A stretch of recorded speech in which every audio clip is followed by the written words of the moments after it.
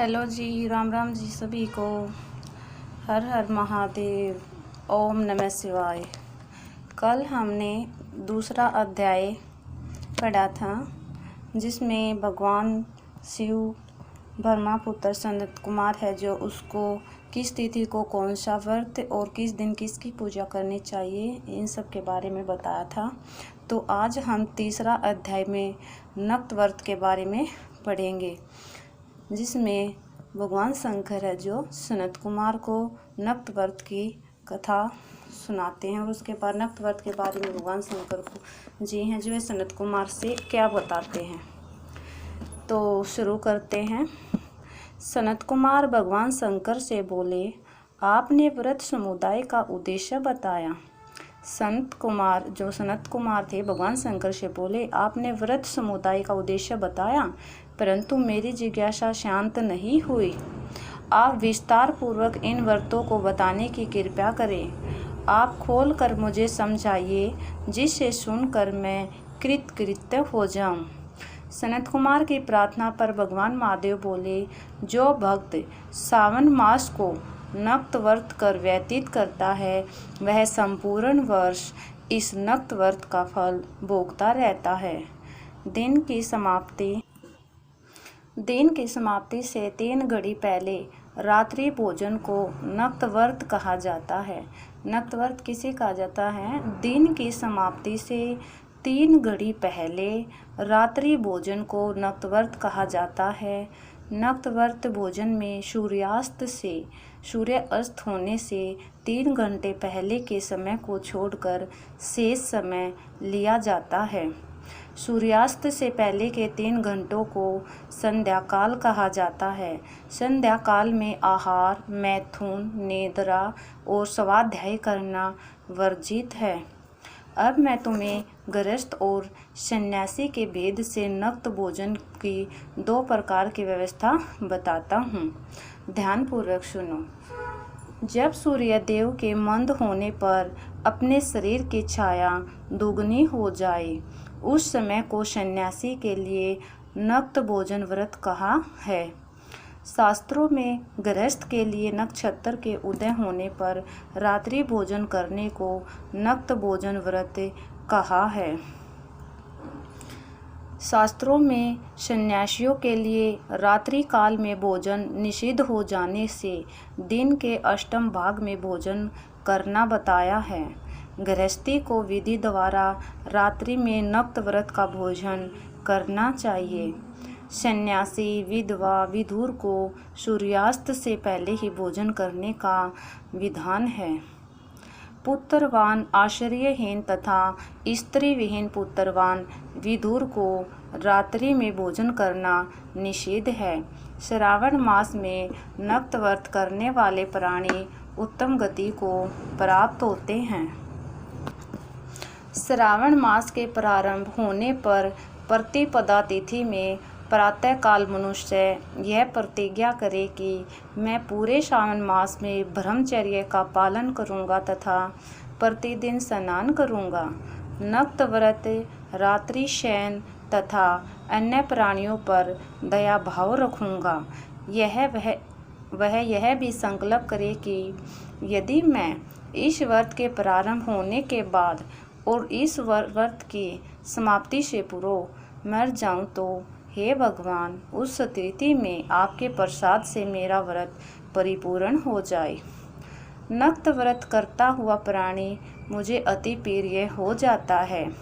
ब्राह्मण द्वारा या स्वयं रुद्र का 1 मास तक जो अभिषेक करता है उस पर मेरी सदैव कृपा दृष्टि रहती है क्योंकि मुझे जलधारा अति प्रिय है।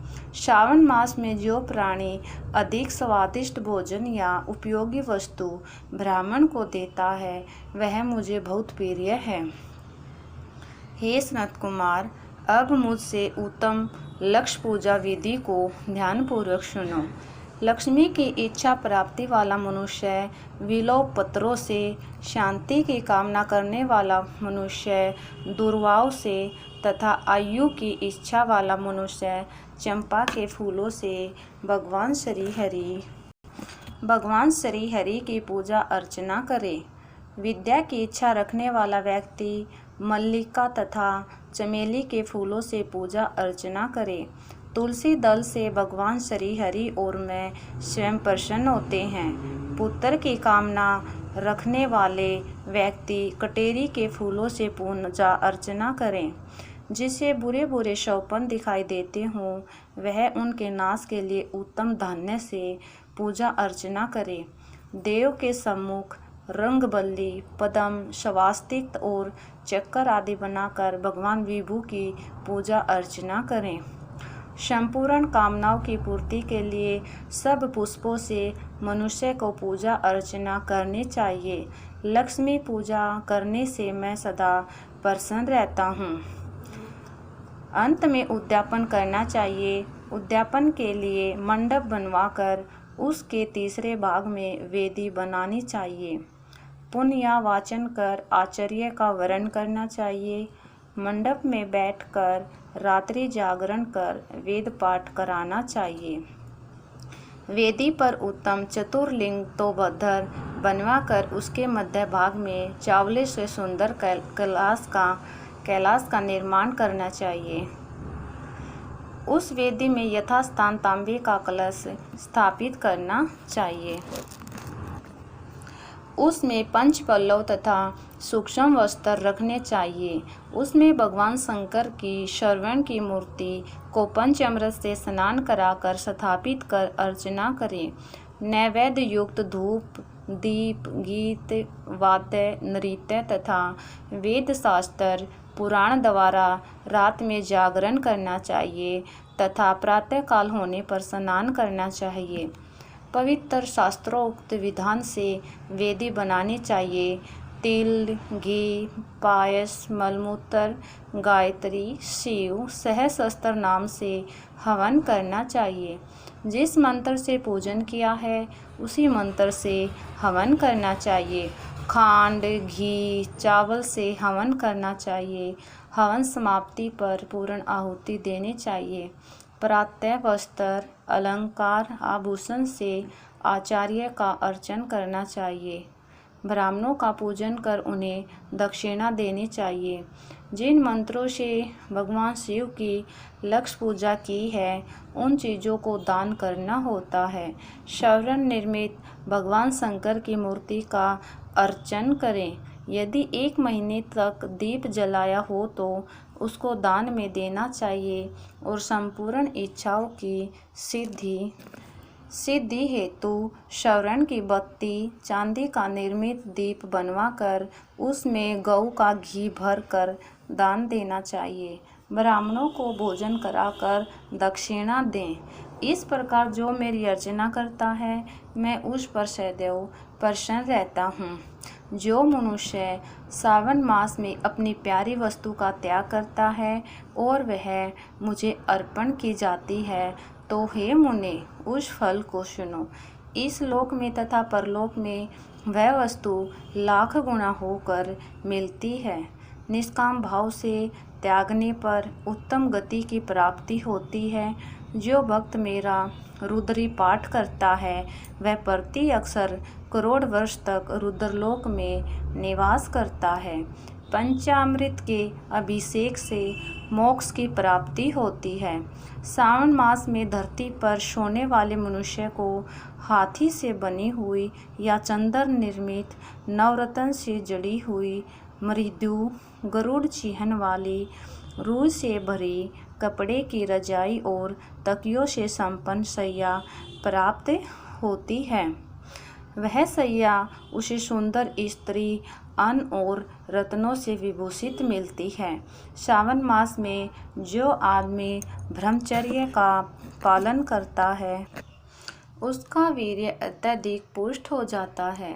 तेजस्विता, बल, शरीर, दृढ़ता और धर्म कार्य में समस्त उपकारी चीज़ें उसे मिल जाती हैं। जो आदमी इस मास में मौन व्रत धारण करता है वह श्रेष्ठ वक्ता हो जाता है। मौन व्रत दिन रात या भोजन के समय रखा जाता है। मौन व्रत में यदि मनुष्य घंटा या पुस्तकें दान करता है तो उसको सब शास्त्रों की जानकारी स्वयं ही प्राप्त हो जाती है।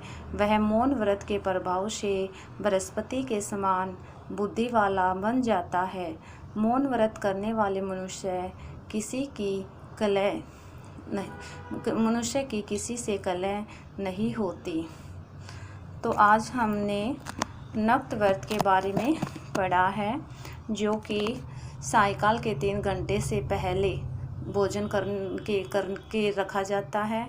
और इस व्रत में क्या कुछ हमें दान करना चाहिए, अपनी किस प्रिय वस्तु का त्याग करना चाहिए, और कैसे इस व्रत को रखा जाता है और उसको क्या फल मिलता है, इसका हमने नक्त व्रत में इस कथा के माध्यम से उसका संपूर्ण आख्यान पढ़ा।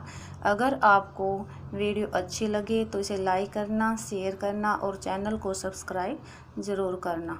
देखने के लिए धन्यवाद।